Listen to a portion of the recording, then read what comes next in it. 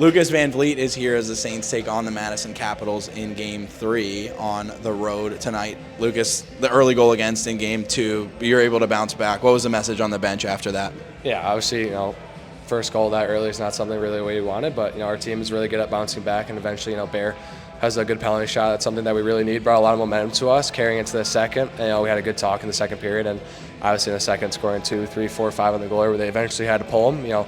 Shows a lot about the execution that we did, and how well we did. I think if we just keep doing that, we'll be in a good spot.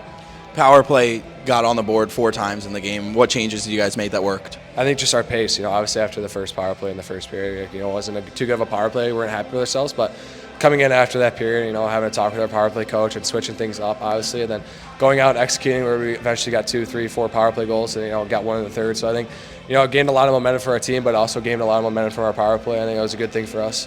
What kind of momentum can you take into Game 3 from Game 2? I think just do the same thing, we did this game. Obviously, it's going to be a different game in the third. Obviously, it was a really chippy game that we played, and obviously it's going to be hard, but, it's what a series is about. It's going to be a battle. I think if we just stick to how we are, keep our composure, not get too ahead of ourselves, we'll be good.